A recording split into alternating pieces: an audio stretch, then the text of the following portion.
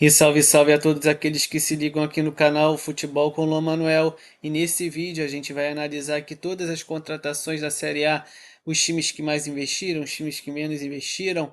E bora começar. Então a gente tem aqui esses dados do Globoesporte.com, dados do espião estatístico, falando sobre os investimentos dos clubes na Série A.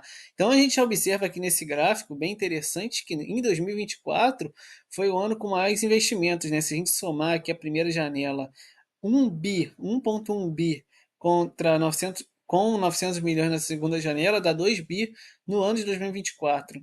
Aqui dá 1 bi, cerca de 1 bi em 2023, e aqui dá 600, 730 milhões em 2022. Então, só a primeira janela de 2024 ou só a segunda de 24 já supera aí o ano de 22 com facilidade e fica praticamente equivalente à às duas janelas de 2023. Então, assim, são números muito expressivos no futebol brasileiro, se mostrando que os times daqui cada vez mais investindo, né? Vamos ver para 2025 como vai ficar a partir dessa janela aí, né, de 2025. Por enquanto não tem nenhum nome assim chegando. Tem o Palmeiras que está movimentando aí mais cifras, né? Paulinho, Facundo, enfim, mas outros times estão mais devagar, ou trazendo nomes pontuais. Enfim, mas no final, somando de pouquinho em pouquinho, por exemplo, o Fluminense trouxe o Hércules, que é um jogador também que não é tão barato assim.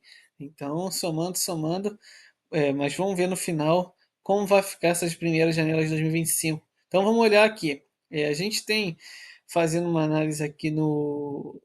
Tem a De La Cruz no Flamengo, enfim, Cruzeiro, né, com aqueles reforços todos no meio do ano, a partir do momento que o Pedrinho assumiu.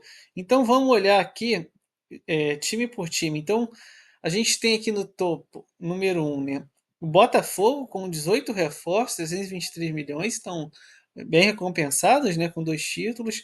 Flamengo com uma quase metade aí dos reforços, mas em relação ao dinheiro, foi metade assim, né?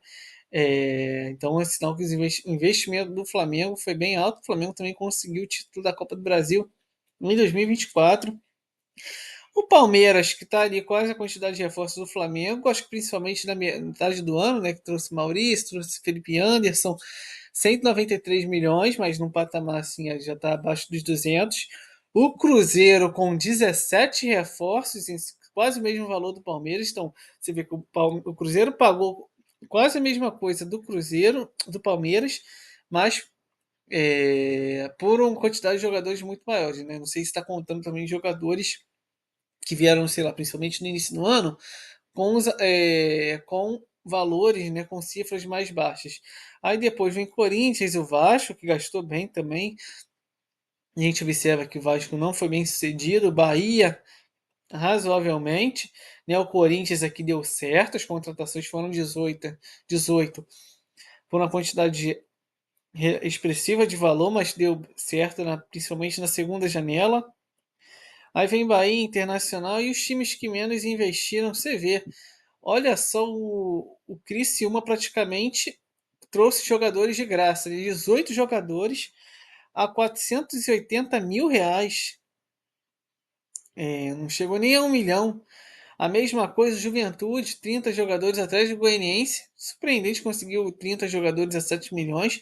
Uma diferença bem grande aqui do Atlético para o Juventude e o Criciúma. Né? E o bacana é que o Juventude, o Criciúma acabou caindo, mas chegou a fazer uma boa campanha no campeonato, depois caiu. O Juventude, praticamente só recebendo jogadores de graça, conseguiu ficar na primeira divisão. Então, vê que dinheiro não é tudo. Né? Então, é um bom exemplo para a gente analisar. O Vitória aí com 15 milhões, mas 31 jogadores, praticamente reformulando o elenco, né, para 2024, criando o elenco do zero. O Bragantino investiu pouco esse ano em quantidade, né, mas colocou 30 milhões. Fortaleza colocou 54 milhões com 12 jogadores. Então, se a gente for fazer uma média aí, não gastou tanto por jogador.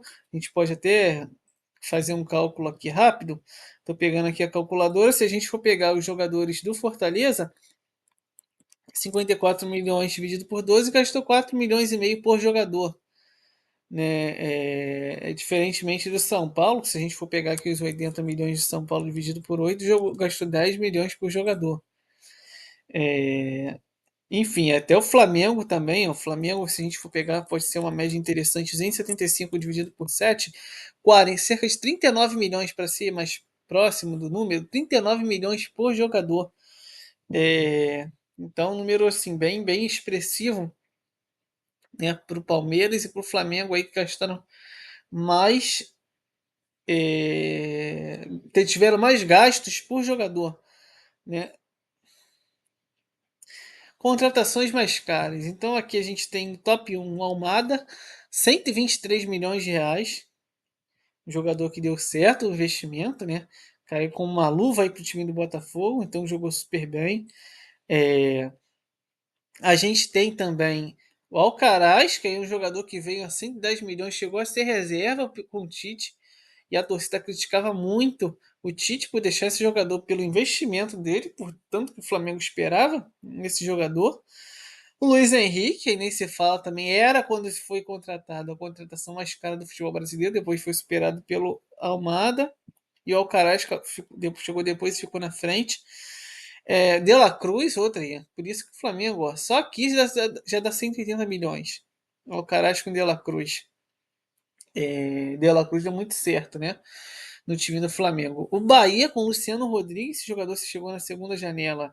Chegou a fazer uns gols aí no final do campeonato e o Bahia precisava muito de atacante, precisa ainda. Maurício, que não mostrou que vem no Palmeiras, foi um jogador aí que foi tirado do Internacional. Matheus Martins, que veio para compor elenco do Botafogo, 60 milhões nesse jogador, um jogador que acho que tem muito a contribuir para o Botafogo. Aqui no Flamengo ainda, por isso as contratações, a gente tinha feito aquela média lá dos 40 milhões. Tem o Vinha e tem o Léo Ortiz. O Vinha que chegou, jogou bem, mas depois ficou machucado, lesionado, né, contundido. O Giai do Palmeiras também ainda não mostrou seu potencial, um jogador na média dos 40, e o Léo Ortiz também. E agora o Léo Ortiz, inclusive, que tem interesse da Juventus, pode ser vendido por um valor muito mais caro do que foi comprado pelo Flamengo. Então é isso, interessante aqui essa matéria do Globo Esporte. A gente vê aqui dos investimentos, dos altos investimentos, né, a maioria deu certo. Até o Alcaraz, que mostra ser um bom jogador, mas foi pouco aproveitado, precisa ser mais. Aqui eu acho que o Maurício, que tem destaque negativo, e também o Jai, que precisa entrar mais forte aí no Palmeiras, nessa lateral. O Palmeiras tem outros dois laterais direitos, né? Tem o Mike, tem o Marcos Rocha. O Vini, enfim, felizmente teve uma lesão, então não conseguiu mostrar mais do que poderia. E é um excelente jogador para lateral esquerda. Luciano Rodrigues, que eu acho que esse jogador pode evoluir muito em 2025. E o Matheus Martins, que pelo valor ele tem que ser mais protagonista. É difícil para ele, né? Porque tem Savarino, tem Luiz Henrique. Então ele chega meio para ser reserva mesmo. Então o Botafogo topou pagar esse valor para ele ser reserva. Porque difícil tirar a vaga do Savarino do Luiz Henrique, e ele também tem a função de meio campo que é da Almada. E o ataque também, o Igor Jesus, tem o Chiquinho Soares, enfim, acho que ele não consegue na posição dele. Então, ele chega para ser reserva. Mas aqui não, aqui só está os top, né? Os 7, os 10 mais. Tem muita contratação aqui no meio, que deve ser contratação que não está aqui entre as 10 mais caras, mas tem valores muito expressivos, porém que não surtiram o resultado desejado pelas equipes, né?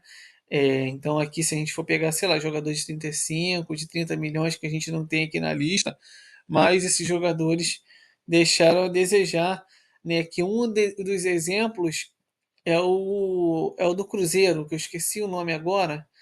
É,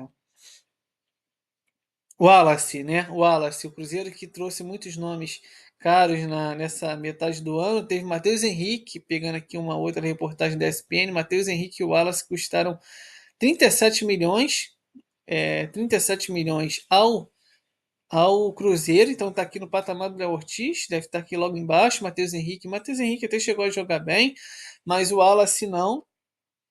né? Jogador que foi muito pretendido por vários clubes, mas não conseguiu. Também tem o Caio Jorge do Cruzeiro, com 25 milhões. Enfim, Cruzeiro que gastou bastante, não está aqui nesse patamar de seus top, mas tem cifras altíssimas. É por isso que o Cruzeiro a gente observa aqui um dos clubes que mais gastou nesse ano de 2024, aqui com 138 milhões, quase o patamar do Palmeiras. Então é isso, gente. Obrigado aí, a gente faz mais um vídeo no nosso canal, todos os dias um vídeo diferente para vocês. Obrigado por estarem participando, se inscrevendo, curtindo. E até a próxima.